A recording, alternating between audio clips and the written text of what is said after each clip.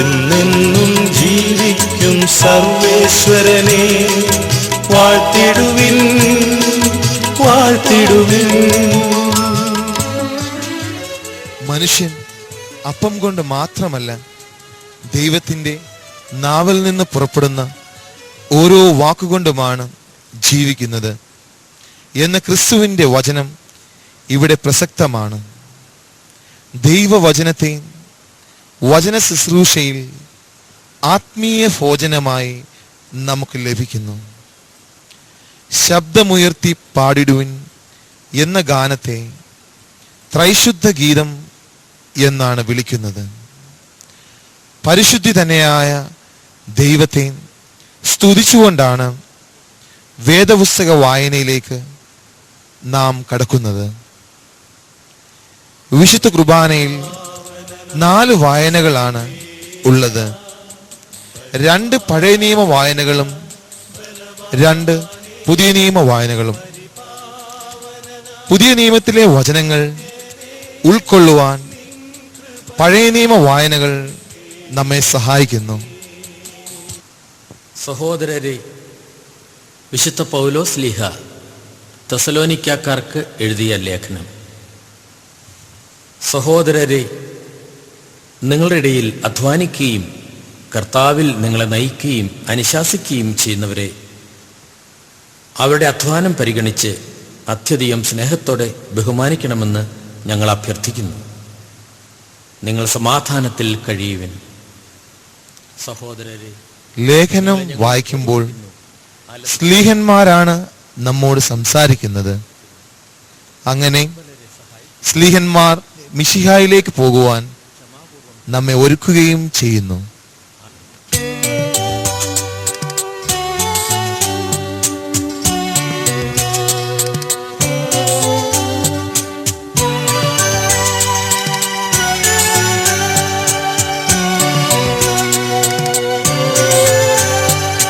ഹല്ലേലൂയാ പാടിടുന്നേ, ഹല്ലേലൂയാ ഹല്ലേലൂയാ ഹല്ലേലൂയാ പാടിടുന്നേ.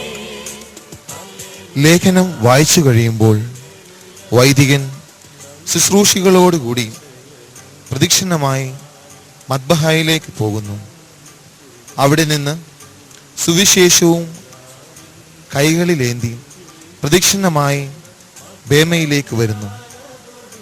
പുരോഹിതൻ സുവിശേഷ ഗ്രന്ഥം കൊണ്ട് മുഖം മറച്ചു പിടിക്കുന്നത് മിശിഹായാണ് കേന്ദ്രബിന്ദുവെന്ന് സൂചിപ്പിക്കുവാൻ വേണ്ടിയാണ്. പുരോഹിതൻ സുവിശേഷം വായിക്കുമ്പോൾ ക്രിസ്തുവാണ് നമ്മോട് സംസാരിക്കുന്നത്. പുരോഹിതൻ വചനം വ്യാഖ്യാനിച്ചു തരുമ്പോൾ വചനത്തിൻ്റെ അർത്ഥം ക്രിസ്തു നമ്മൾക്ക് മനസ്സിലാക്കി തരുകയാണ്. നമുക്കെല്ലാവർക്കും സന്തോഷത്തോടും ഉത്സാഹത്തോടും കൂടെ കർത്താവേ ഞങ്ങളുടെ മേൽ കൃപയുണ്ടാകണമേ എന്ന് പ്രാർത്ഥിക്കാം. കർത്താവേ ഞങ്ങളുടെ മേൽ കൃപയുണ്ടാകണമേ. കാരുണ്യവാനായ പിതാവേ, ആശ്വാസദായകനായ ദൈവമേ, അങ്ങയോട് ഞങ്ങൾ പ്രാർത്ഥിക്കുന്നു. കർത്താവേ ഞങ്ങളുടെ മേൽ കൃപയുണ്ടാകണമേ.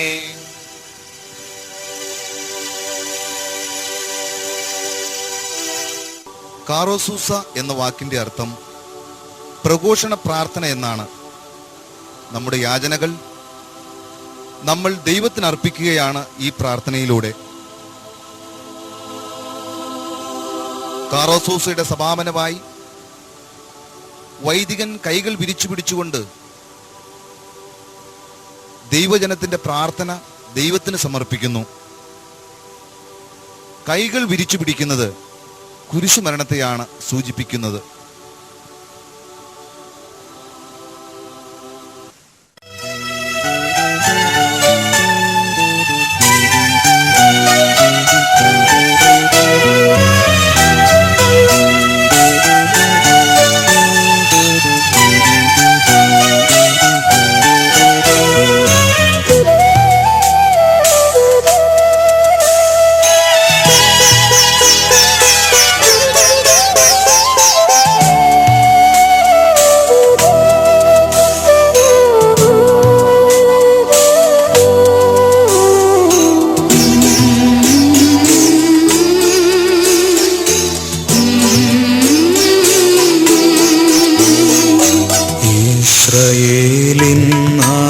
നൽകുക എൻ്റെ നല്ല ദൈവമേ.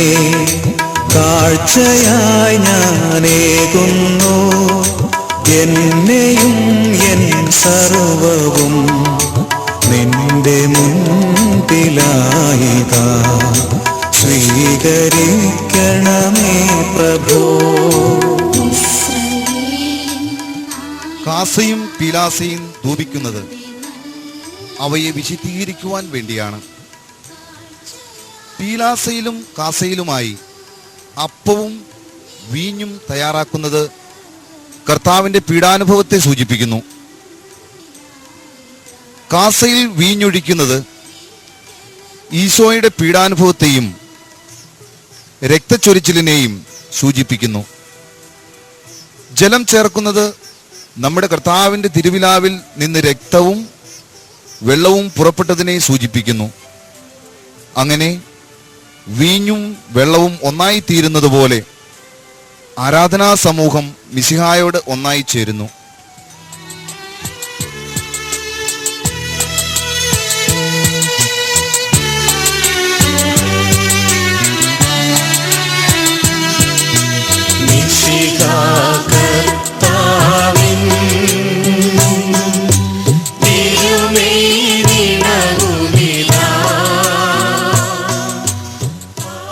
ഈ ഗാനത്തെ ദിവ്യരഹസ്യ ഗീതമെന്നാണ് വിശേഷിപ്പിക്കുന്നത്. ബലിവസ്തുക്കൾ ബലിപീഠത്തിലേക്ക് കൊണ്ടുപോകുന്നതിന് മുമ്പ് വൈദികൻ കൈകൾ കഴുകി തന്നെ തന്നെ വിശുദ്ധീകരിക്കുന്നു. ബലിവസ്തുക്കളുമായി അൾത്താരയിലേക്ക് വൈദികൻ കയറുമ്പോൾ ഈശോ ഗാഗുൽത്ത മലയിലേക്ക് സ്വയം ബലിയായി അർപ്പിക്കപ്പെടുന്നതിനെ സൂചിപ്പിക്കുന്നു. ബലിവസ്തുക്കൾ കുരിശാകൃതിയിൽ ഉയർത്തിപ്പിടിക്കുന്നത് ഈശോയുടെ കുരിശുമരണത്തെ സൂചിപ്പിക്കുന്നു. കാസയും പീലാസയും തമ്മിൽ 3 പ്രാവശ്യം മുട്ടുന്നത് ഈശോ ക്രൂശിക്കപ്പെട്ട 3-ാം മണിക്കൂറിനെ സൂചിപ്പിക്കുന്നു. ബലിവസ്തുക്കൾ ശോശപ്പ കൊണ്ട് മൂടുന്നത് കർത്താവിന്റെ തിരുശരീരം സംസ്കരിച്ചതിനെ സൂചിപ്പിക്കുന്നു.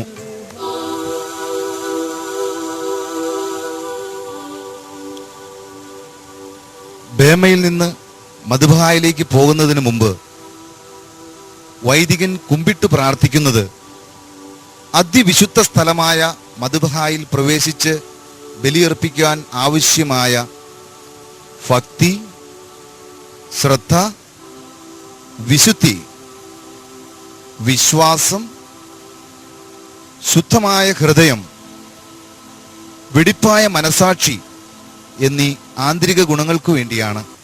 കർത്താവായ ദൈവമേ, കഴുകി ശുദ്ധമാക്കപ്പെട്ട ഹൃദയത്തോടും വെടിപ്പാക്കപ്പെട്ട മനസാക്ഷിയോടും കൂടെ അതിവിശുദ്ധ സ്ഥലത്ത് പ്രവേശിച്ച് ഭക്തിയോടും ശ്രദ്ധയോടും വിശുദ്ധിയോടും കൂടെ അങ്ങയുടെ ബലിപീഠത്തിന് മുമ്പാകെ നിൽക്കുവാൻ ഞങ്ങളെ അനുഗ്രഹിക്കണമേ. ആധ്യാത്മികവും മാനുഷികവുമായ ബലികൾ യഥാർത്ഥ വിശ്വാസത്തോടെ അങ്ങേക്ക് അർപ്പിക്കുവാൻ ഞങ്ങളെ യോഗ്യരാക്കുകയും ചെയ്യണമേ.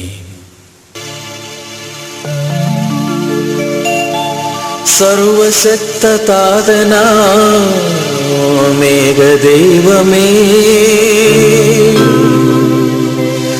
വിശ്വസിപ്പുമർത്യരാം ഞങ്ങളങ്ങയിൽ